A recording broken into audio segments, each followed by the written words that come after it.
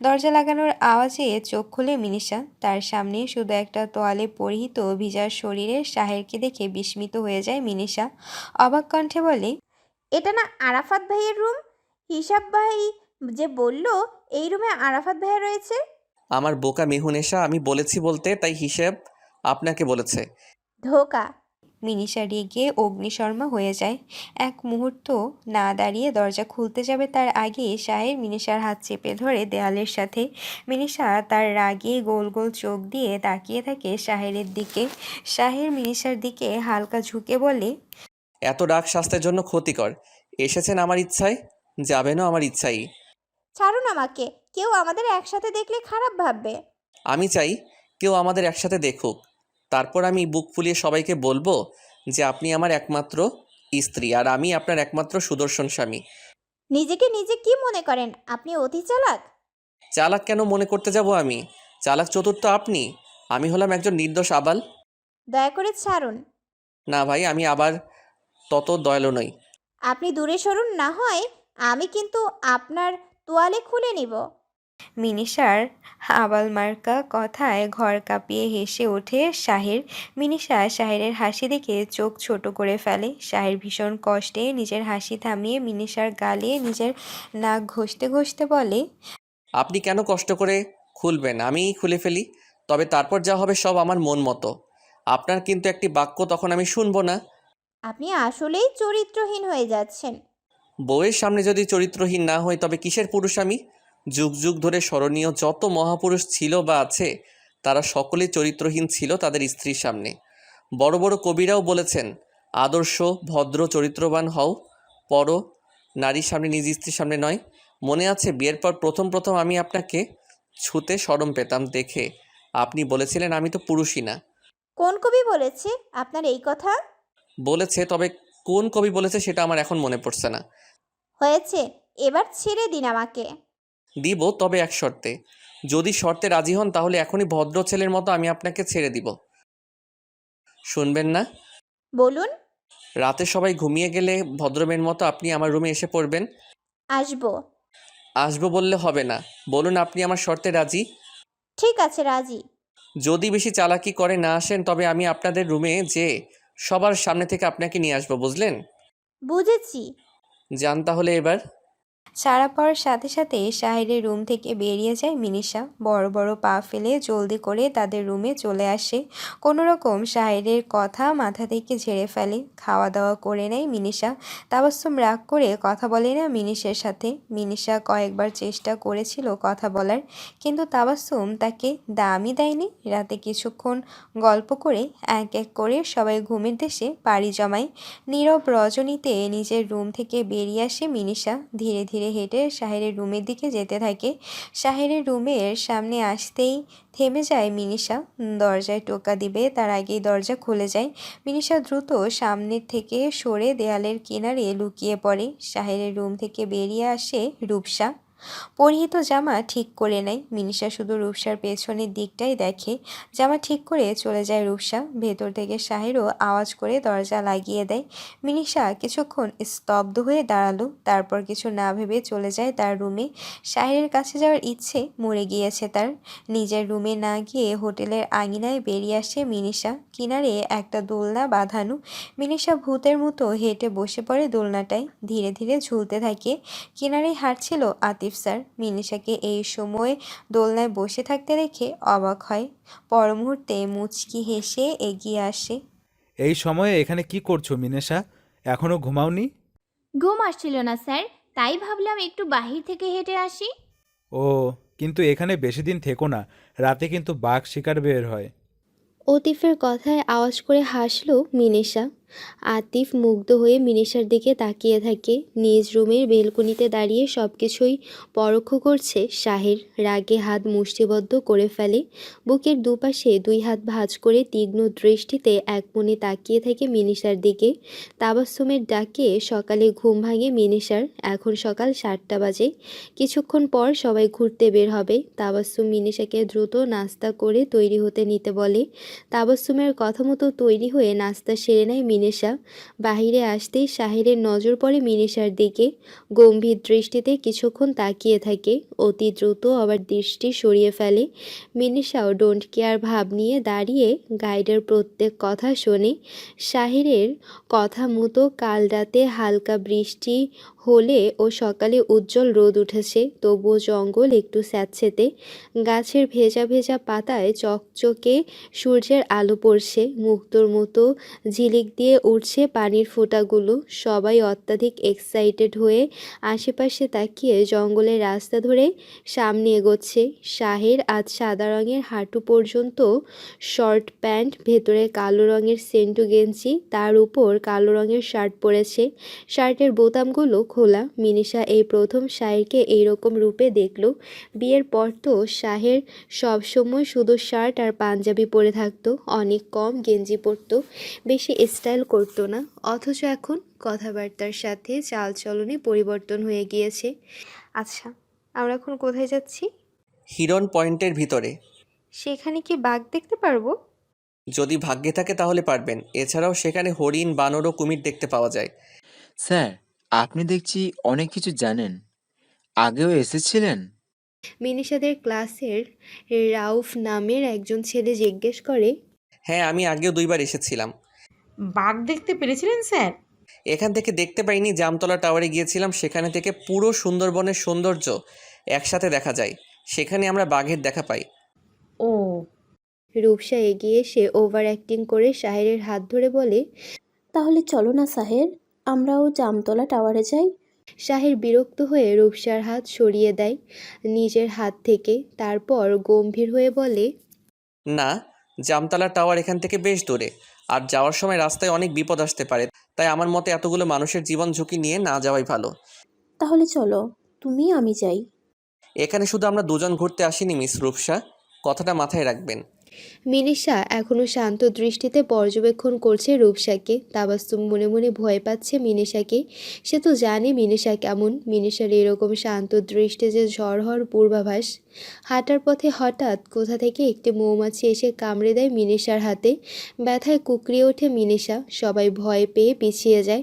তাবাস্তুম শক্ত করে ধরে রাখে মিনিশার হাত। শাহের এগিয়ে এসে মিনিশার হাত নিজের কাছে নিয়ে নেয়, একটু পানি ছিটিয়ে মলম দিয়ে দেয়। শাহেরের এইরকম অস্থিরতা দেখে উপস্থিত সবাই একটু অবাক হয়। কয়েকজন তো বলতে থাকে, হয়তো সাহের স্যারের সাথে মিনেশার কিছু আছে। সাহের স্যার হয়তো মিনেশাকে পছন্দ করেন, তাদের ভিতরে আগে থেকে কোনো সম্পর্ক থাকতেও পারে। এরকম নানান কথা বলাবলি করছে সবাই। রূপসা তো রেগে বোম, যেন এখনই ব্লাস্ট হয়ে যাবে। মনে মনে বলে, এই গ্রাম্য খ্যাত মেয়ের জন্য এত আদিক্ষেতা কেন দেখাচ্ছে সাহের? সে কি বুঝতে পারে না আমি কত ভালোবাসি তাকে? না, সাহের শুধুই আমার। এই খ্যাত মেয়েকে আমি দেখে ছাড়বো। শাহেরের এত যত্নে মিনিশা একটু নরম হয়ে যায়, ঠোঁট কামড়ে ব্যথা সহ্য করে। তারপর শাহেরের কাছ থেকে নিজের হাত সরিয়ে ফেলে, শান্ত কণ্ঠে বলে। আমি ঠিক আছি স্যার। বেশি ব্যথা করছে? না স্যার, এখন চলুন, আমাদের দেরি হচ্ছে। পুনরায় হাঁটা ধরে সবাই। আরাফাত বারবার সবাইকে সাবধান করছে, বৃষ্টির কারণে এখানে অনেক জোক, একটু দেখে শুনে হাঁটতে, আর জোকে ধরলে বিচলিত না হয়ে স্বাভাবিক থাকতে বলছে। কবির নামের একজন ছেলের পায়ে জোক ধরেছিল। আরাফাত খুবই সাবধানে জোকটা ছুটিয়ে ফেলে। কবিরকে জোকে ধরার পর থেকে সবাই খুব ভীত হয়ে আছে। আরাফাত আফসোস করছে, আজ ঘুরতে বের না হলেও হতো। রূপসা বারবার ভয় পাওয়ার ভান করে শাহেরের হাত অথবা শার্ট আঁকড়ে ধরছে। শুধু মিনিশা বাদে বাকি সবাই ভীষণ বিরক্ত রূপসার উপর। অবশেষে দীর্ঘ সময় হাঁটার পর তারা পৌঁছায় হিরন পয়েন্টের কাঠের তৈরি রাস্তায়। এ যেন কোনো স্বর্গীয় রাস্তা। চারপাশের শুধু গাছ আর গাছ, মধ্যে দিয়ে চলছে রাস্তা। মন ভরে ওঠে সবার। শাহের লাগাতার ছবি তুলেই চলছে, কিছুক্ষণ প্রাকৃতির, কিছুক্ষণ মিনিশার। মিনিশা গম্ভীর, কালকের মতো আজ তার মুখে চকচকে ভাব নেই, আছে শুধু গম্ভীরতা, রাগ, অভিমান। কাঠের রাস্তা ধরে হাঁটতে হাঁটতে পথে তারা বানর ও বিভিন্ন প্রজাতির পাখির দেখা পায়। বানররা এক গাছ থেকে আরেক গাছে লাফালাফি করছে। এত মানুষ দেখে হয়তো তারা ভীষণ বিরক্ত। কিছু দূর আগাতেই সবার নজরে পড়ে সুবিশাল একটি ঝিল। গাইড তাদের সামনে যেতে না করে, কারণ ওই ঝিলে কুমিরদের বসবাস। তার উপর এখন মাটি ভেজা, যদি কেউ ঝিলে পড়ে যায় তাহলে বেঁচে ফেরা অসম্ভব হয়ে পড়বে। ভয়ে সিঁঠিয়ে গেল সবাই, কেউ আর আগে বাড়ার সাহস পেল না। হঠাৎই মিনিষার মুখের গম্ভীরতা হাওয়ার সাথে মিলে যায়। এক্সাইটেড হওয়ার ভান করে সে বলে, আমি কুমির দেখতে চাই। যদি কেউ কিছু মনে না করেন, আমি কি ঝিলের সামনে যেতে পারি? না, সেখানে না যাওয়াই ভালো। আমার কিছু হবে না, আমি সাবধানে যাব। মেয়ে, জেদ করো না। একবার কুমিরের সামনে গেলে বেরিয়ে আসতে পারবে না। সমস্যা নাই, আমি তাকে নিয়ে যাচ্ছি। সাহেরের যাওয়ার কথা শুনে রূপসাও দ্রুত করে বলে, সাহের, আমিও যাব। আসুন। রূপসা, মিনিষা, গাইড, সাহের সহ আরও কয়েকজন ছেলেমেয়ে ঝিলের সামনে যায়। গাইড ঠিক বলেছিল, ঝিলের সামনে মাটির ভয়ঙ্কর অবস্থা। মিনিষা নিজেও পিছলিয়ে মাটিতে পড়ে যেতে নিয়েছিল। সাহের তাকে ধরে ফেলে। ঝিল অনেক নিচে, ওপর থেকে উঁকি দেয় মিনিষা। ওই তো দূরে কুমিরের মাথা দেখা যাচ্ছে। সাহের ধরে রেখেছে মিনিষার হাত। মিনিষা রাগী চোখে তাকিয়ে সরিয়ে ফেলে নিজের হাত। রূপসা এইসব দেখে জ্বলে পুড়ে শেষ। মিনিষার পাশে এসে দাঁড়ায় সে। মনে মনে ভাবলো, সেও যদি মিনিষার মতো পড়ে যাওয়ার ভান করে তাহলে সাহের তাকেও ওইভাবে ধরবে। যেই ভাবা সেই কাজ। সবার দৃষ্টি তখন কুমিরের দিকে, আর যারা দাঁড়িয়েছিল তারা ছবি তুলছে অথবা গল্প করছে। রূপসা সাহেরের একটু সামনে গিয়ে পড়ে যাওয়ার ভান করে, কিন্তু দুর্ভাগ্যবশত রূপসা সত্যি সত্যি ভয়ঙ্করভাবে পিছলিয়ে যায়, আর এতটাই জঘন্যভাবে পিছলিয়ে পড়ে উল্টিয়ে সোজা ঝিলের পানিতে পড়ে যায়। রূপসা চিৎকারে সবাই ভয় পেয়ে তার দিকে তাকায়। এত দ্রুত ঘটনা ঘটার কারণে সে কী করবে কিছুই বুঝতে পারছে না। দূরের কুমির রূপসাকে দেখে দ্রুত এগিয়ে আসছে। রূপসা তো ভয়ে চিৎকার করেই চলছে। গাইডরা অনেক চেষ্টা করে রূপসাকে ওঠানোর, কিন্তু বারবার ব্যর্থ হয়। ওইদিকে কুমিরও রূপসার একদম নিকটে চলে এসেছে। সাহের বলল সে নিচে যাবে। তখনই মিনিষা ভীত হয়ে কান্না করে দেয়। সাহেরকে শক্ত করে জড়িয়ে ধরে পাগলদের মতো বলে, না, আপনি যাবেন না, প্লিজ। আপনি যাবেন না। আপনার কিছু হয়ে গেলে আমি মরে যাব। যাবেন না আপনি। সবাই বুঝলো মিনিষা একটু বেশি ভয় পেয়েছে, তাই তেমন মাথা ঘামালো না। গ্রুপের আরও মেয়েরা কান্নাকাটি শুরু করে দেয়। সাহির মিনিষাকে অনেক বুঝিয়ে দূরে সরানোর চেষ্টা করে, কিন্তু মিনিষা জোকের মতো সাহেরের সাথে লেগে আছে। এদিকে কুমির আক্রমণ করে রূপসার উপর। নিজের সর্বশক্তি দিয়ে অনেকক্ষণ চিৎকার করে রূপসা। মুহূর্তে ঘোলাটে রঙের পানি লাল তরল পদার্থে রক্তিম হয়ে যায়। টেনে হিঁচড়ে পানির ভেতরে নিয়ে যায় রূপসার দেহখানা। যে মেয়েগুলো ঝিলের সামনে গিয়েছিল তাদের মধ্যে দুজন এরকম বীভৎস দৃশ্য দেখে অজ্ঞান হয়ে যায়। বাকি যারা ছিল তারা সবাই চিৎকার করে কাঁদছে, তো কেউ কেউ আবার ভয়ে মূর্তি হয়ে আছে। তাদের মধ্যে তাবাস্সুম একজন। মূর্তি হয়ে দাঁড়িয়ে পলক না ফেলে মিনিষার দিকে তাকিয়ে আছে সে কি সত্যি রূপসার এরকম ভয়ঙ্কর মৃত্যু দেখে ভয় পাচ্ছে, নাকি অন্য কিছুকে, সেটা সেই ভালো জানে। মিনিষা কাঁদতে কাঁদতে জ্ঞান হারিয়ে ফেলে। শাহেদ দ্রুত তাকে কোলে নিয়ে নেয়। আরাফাতও হিসাব বাকি সবাইকে নিয়ে হোটেলে যাওয়ার উদ্দেশ্যে পা বাড়ায়। গাইডরা আর পারে না রূপসাকে বাঁচাতে। শাহের এখনও যেন একটা ধ্যানের মধ্যে আছে। মিনিষার মতো এত শক্ত মনের মানুষ কিভাবে এত সহজে ভেঙে পড়ল। হতে পারে হঠাৎ এইরকম হয়, ভীষণ ভয় পেয়ে গিয়েছে সে। কিছুক্ষণ পূর্বেই হোটেলে এসেছে সবাই। ভয়ে সবাই একটু অস্বাভাবিক হয়ে গিয়েছে, তাই এখন যে যার রুমে চলে যায় বিশ্রাম নিতে। মিনিষাদের রুমের বিছানায় শুয়ে আছে মিনিষা। কিনারে দাঁড়িয়ে আছে রুমমেট দুজন ও তাবাস্সুম। শাহের মিনিষার পালস চেক করছে। না, সব কিছু স্বাভাবিকই আছে। গ্লাসে একটু পানি নিয়ে মিনিষার মুখে ছিটায়। দ্বিতীয়বার পানি ছিটানোর পর পিটপিট করে চোখ খুলে মিনিষা। দুই হাতে মাথা চেপে ধরে। শাহের মিনিষাকে দেখে কাতর কণ্ঠে বলে, আপনি ঠিক আছেন মেয়নেশা? জি, ঠিক আছি আমি। উঠুন, কিছু খেয়ে আবার শুয়ে পড়েন। আমি এখন কিছু খাবো না। এখনই খেতে হবে? উঠুন, আমি খাবার নিয়ে আসছি।